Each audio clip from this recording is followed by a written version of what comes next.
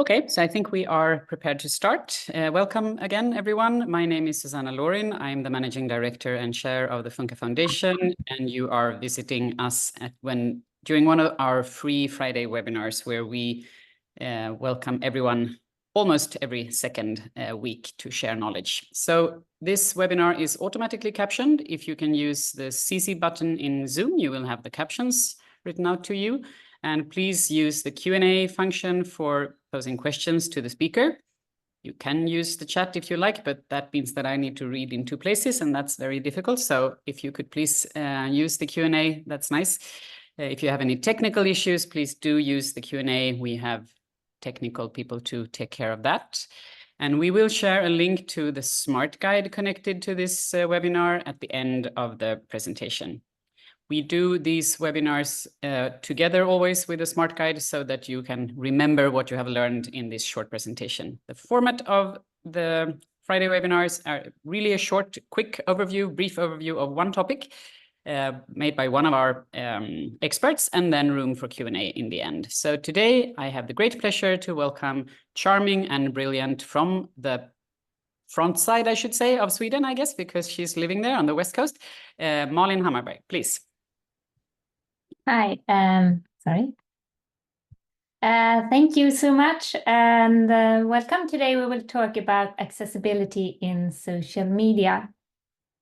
My name is Malin, as Susanna said. I'm a senior UX designer and accessibility specialist at Funka Foundation. I'm also a member of IAAP Nordic Advisory Council. I truly believe in user-centered accessibility, where we put the user in center and works around everything. So the most important thing is whatever we do digitally works for the attended users. The agenda for today is everything that a social media post contains. So we will talk about text, images, video and audio, hashtags, emojis, and then we have an open Q&A. So if we start with text. When we interact with social media, we usually scroll in a very fast pace.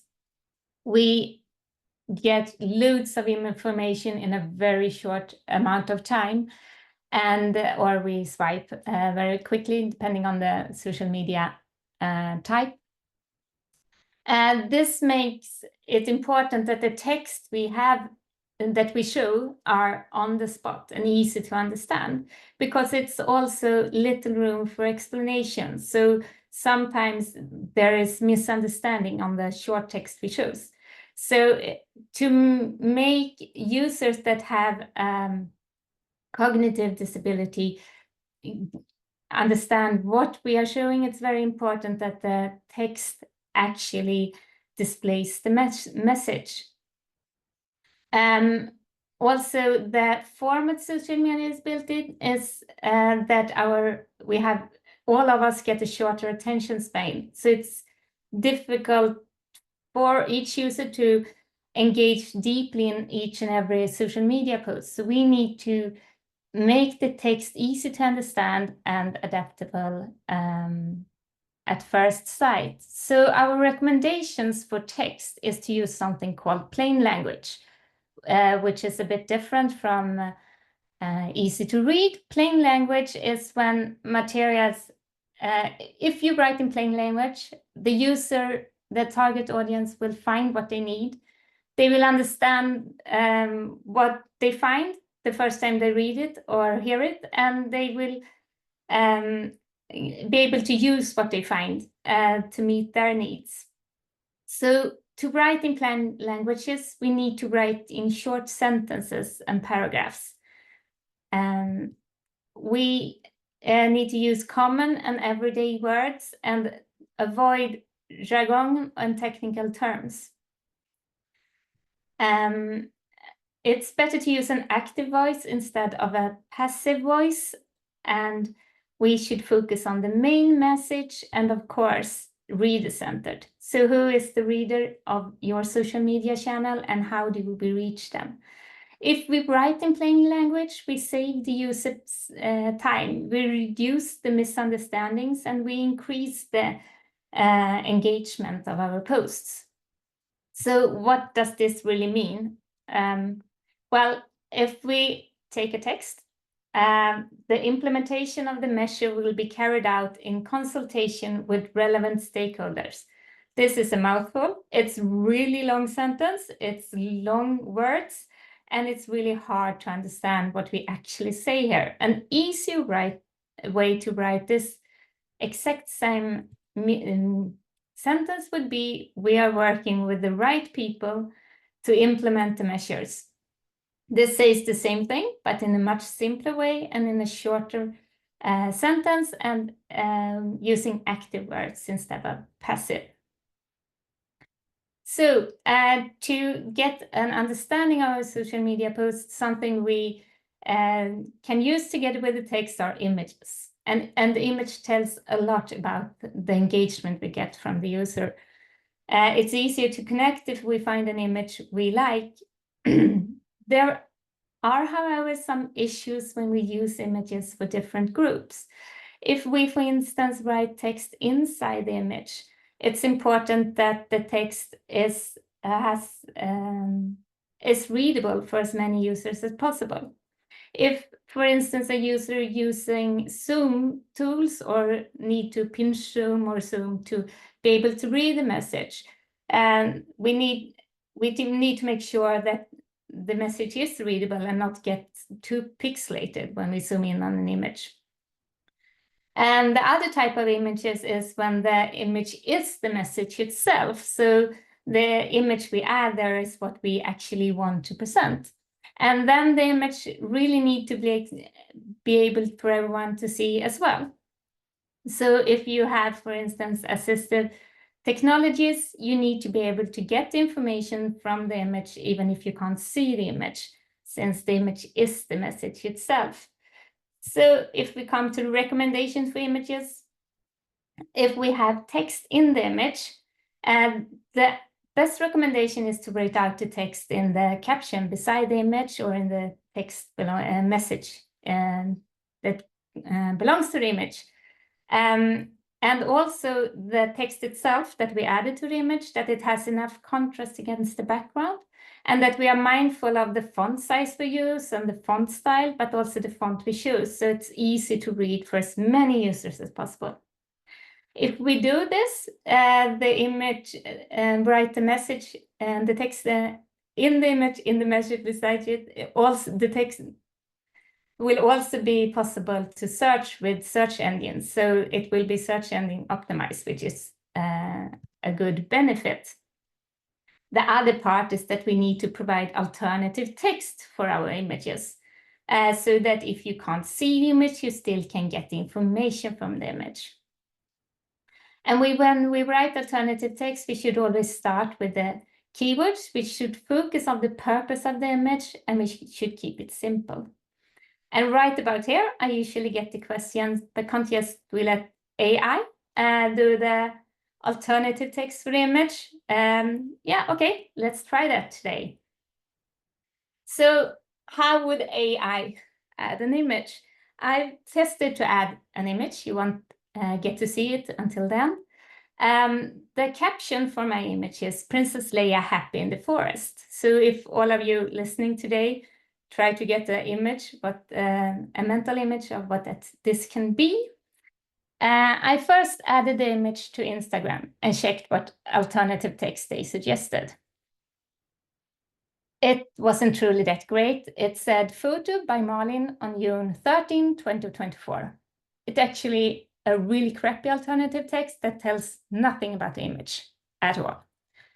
So I did the same thing. Now I added to Facebook. Let's see if we get a better alternative text from Facebook. Now I got maybe an image of a dog. So we might have a dog in the image or not. And this is also not in any way a good alternative text.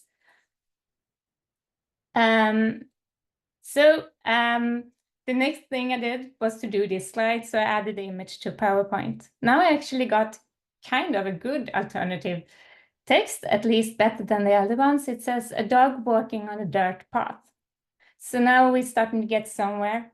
There are probably automatic tools out there that you can use on web page and others that suggest an alternative text. But my point here is that it's really good to check them over and write your own or adapt your own. So I would have written a fluffy black dog with tan markings smiles happily as she walks along a sunlit forest path. Have your idea of the image changed? And does it look something like this now? Because this was the photo I would add it with the text. So if we have an image, this image shows 2 kittens in pineapple suits. One is sad, one of the kittens is sad and the other one is happy. A bad alternative text for this would be either when the photo is taken, who has taken the photo, if AI has generated the text, the photo, because it's not important. It's not telling what the image shows. And the alternative text is there to tell what the image shows. So photo taken and altered in Photoshop by Jane Doe is not a good alternative text. Neither is using emojis. Here are 2 kitten emojis followed by the pineapple, a sad emoji face and a happy emoji face does not represent the alternative text for this image.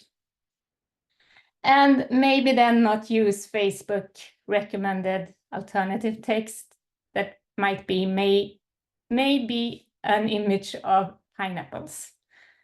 So instead, write your own or get some inspiration from the alternative text and write something that really represents what the image, why you added the image to your social media post. So here is an example: 2 kittens in pineapple suits. One looks sad and one happy. Something we use a lot is video. And video are very popular on social media, but about 80 to 85%, if you ask at least, you look at LinkedIn statistics and Facebook statistics, says that 80 to 85% do not listen to the videos with sound on. They watch the videos with no sound.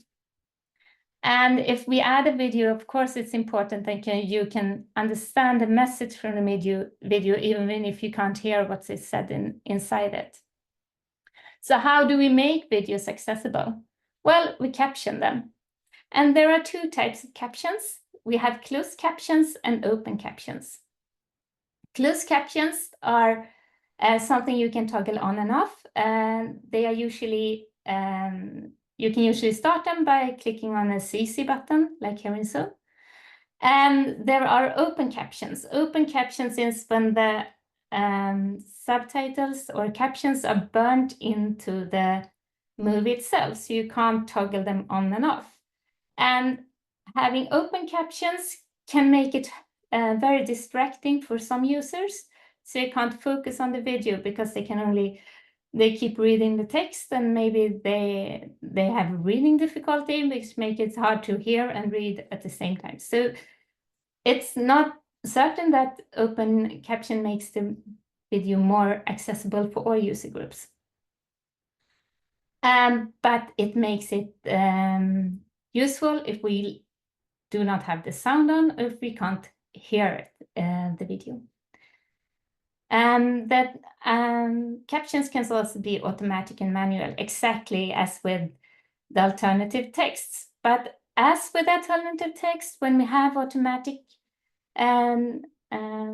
captions, we need to go through them and see that they make sense, because sometimes we may have a thick accent, or like me, I speak a bit Swinglish, so the caption tools might not always understand what we are saying, or there's this loud back noise or something. So the automatic tool doesn't really hear the word and translates something else, and it can be very strange texting.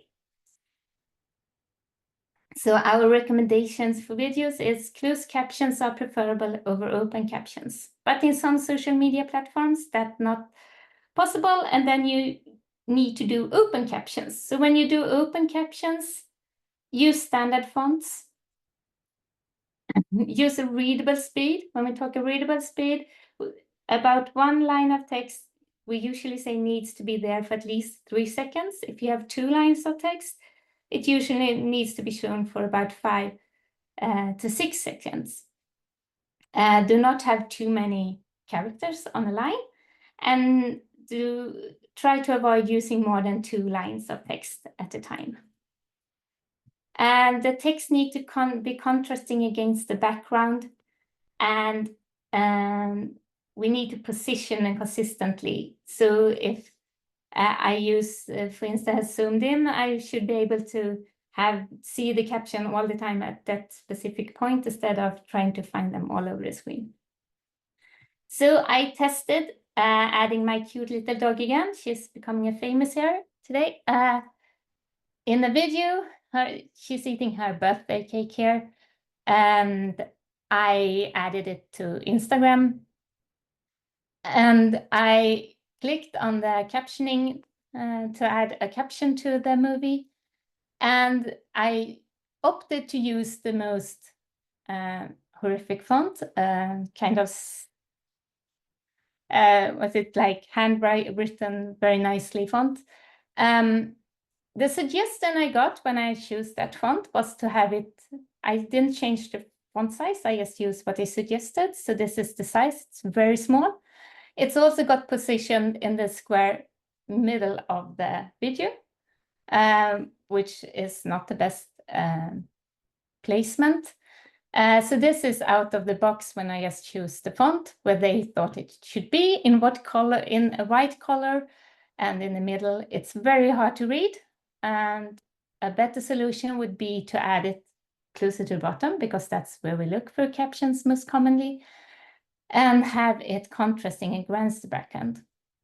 So this makes it much more easy to read and find. Something we use a lot in social media posts is social hashtags. They use to cut multiple social platforms and familiar concepts to track trends and communities, but they may disturb reading if we have them in the middle of the text. They are also easily misunderstood because they can be written in these long strings. So our recommendation for hashtags is to capitalize each first letter in each word for readability and for screen readers. And when you caption each word, it's sometimes called camel case and sometimes called Pascal case, depending on if you caption the first word or not. So use clear and use also separate the hashtag from the content, and use clear, short, and descriptive hashtag. Avoid overuse, and don't overload your post with too many hashtags that can make the content really confusing. Also, if the hashtag doesn't really relate to your post, it's really hard to understand what it does there and create a misunderstanding or a misconception of what the post is about. And yeah, avoid overuse. I already said that one. So this is an example I took, a real example that I took from Susan Boyle's Susan Boyle's release party for her album. She's a British singer. It's from 2009. Her PR team had come up with a hashtag. Susan Album Party was what they thought out. This hashtag got viral, and not because it was Susan's album party, but because people misread it. Some read it as Sue's anal bum party, which, it's not exactly the same thing. This would be very easily fixed if they instead had one, not miss the S. So it would be Susan's album party, but also the capitalization. So making these hashtags capitalize each word makes the hashtag easier to read the words, both if you have reading difficulties, but also for screen readers because they read each part as a word. And the last thing I was talking about today is emojis. So emojis are not standardized, and I will go through some examples to understand what I mean with this. They can be difficult to interpret. They have similar colors and small details, and assistive technologies can have problems with emojis, and I'll try to show you how. So they are not standardized visually. This means that they can have different looks on different operating systems. They can have different looks in different softwares. So if this is the nerdy face emoji, I think it's called. And for instance, on Android, it looks like a happy emoji with glasses. On Facebook, it looks like an emoji that have his swimming goggles on. And on iOS or iPhone, it looks like a very nerdy emoji. I don't know about you, but I tend to use emojis from how they look on my phone. But if I will send, for instance, write a message at Facebook Messenger, say, don't forget your swim goggles, and add the Facebook emoji, and I send it to an iPhone, then interesting enough, iPhone will show a very nerdy emoji, which will give another completely other message. So they also not only standardized not in visual, they're not standardized in text as well. So they can have different interpretation when they are read out in assistive technologies. They can also have different meaning in different countries. So in this example, I took the emoji with the two hands that seems to be sharing. It can be read out as person raising both hands in celebration, hands raised in celebration, arms in the air, but it can also mean Banzai, Festivus miracle, hallelujah, praised hands, or two hands. And all of these are rather different. So it's important to understand what the emoji we add to our social media posts actually, what story they actually tell and what they mean. And there's a result called Emojipedia, which shows how the emoji looks on all different systems, but also different meanings around the globe. They also have similar colorants and small details. So here I have the emojis for relieved, pensive, persevering, unamused, and smirking. And the differences in their face expressions are very small if we consider having, for instance, a visual impairment. But these emojis I show you here are very large. They will probably more look like this, very small. And now the differences in the face are almost impossible to tell. So when we use emojis, make sure it's obvious why you use that emoji.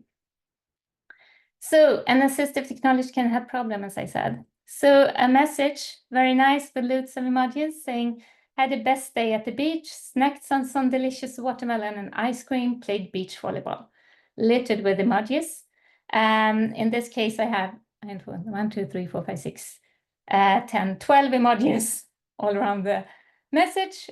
This will be read out in a screen reader or assistive technologies like sun with face, palm tree, beach with umbrella, had the best day at the beach. Beach with umbrella, palm tree, sun with face, watermelon, soft ice cream, snacked on some delicious watermelon, and ice cream, watermelon, soft ice cream, football, played beach volleyball, which you hear doesn't really make any sense at all. So our recommendations for emojis are, firstly, do not replace text with emojis. Put them at the end, try to avoid using them as bullet points in social media. Use them with care and use them with care. So here's a don't example then. I have replaced words with emojis. So we need to wrap up, Malin, because we only have 5 minutes. Yeah. So. This will be read like nothing beats a day of beach with umbrella, water wave, a good company, party face, red heart, smiling face with smiling eyes, sunrise, palm tree, which is obviously not good. Instead, use them at the end and don't overuse them. So nothing beats a day of sand, sea, and good company. And the party face at the end. And that was all I had. So write in plain language, use alternative text for images, caption videos, camel case hashtags, and use emojis with care. Thank you. Thank you very much, Malin. We had quite a few questions. We will have to respond to them in writing because we only have 4 minutes left. But we had one question that came in weeks ago, so I wanted to let you have the chance to respond to that. Now I see my own face. That's horrible. But we have a question about carousels. Did you want to say something about carousels in LinkedIn? Are they accessible? Did you want to say something? Depending on how you do the carousels in LinkedIn, if you add a carousel with images, it's more like a gallery, then you can add alternative text for each and every image. If you use the carousels using doing the popular PDF thing, we add a PDF file which you can swipe through. Then the PDF needs to be accessible in itself. And unfortunately, if you do those PDF files in Figma, for instance, the PDF you get out won't be accessible, even if the design will look very nice. So they can be accessible if they are done correctly, but they can also be inaccessible if they are not. Yeah. Okay, thank you.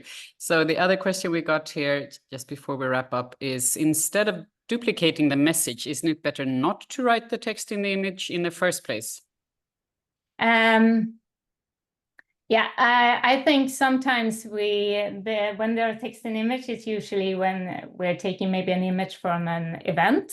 So it says like the event is on October the 1st and something.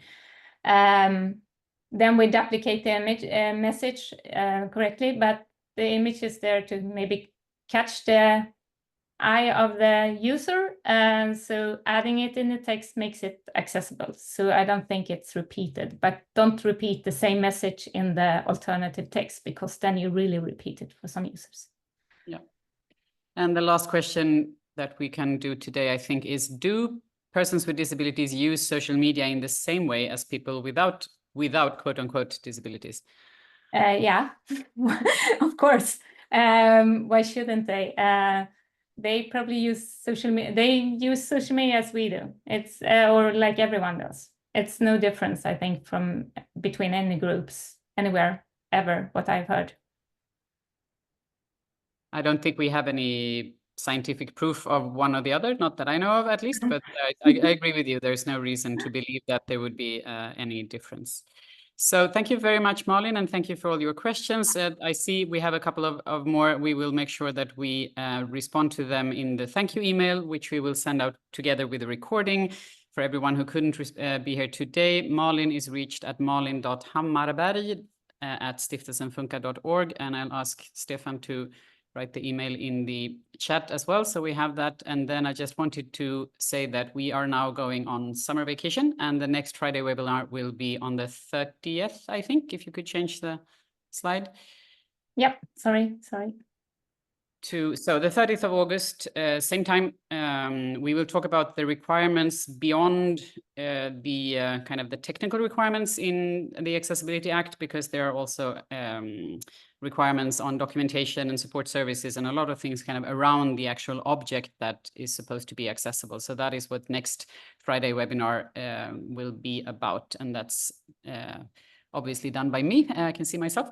So that was all we had, and I will also ask Stefan to add the link to the Friday webinar WhatsApp part of our website, so that everyone can read up on our upcoming events and also register for the webinars upcoming in the autumn. So thank you very much for being here today. Thank you very much. Especially thanks to Malin, of course, and now go out and enjoy the sun if you are in a place where it's as sunny as it is at least in Sweden today. And do not forget to make something accessible before you close the week for your weekend. Thank you, everyone. Bye-bye.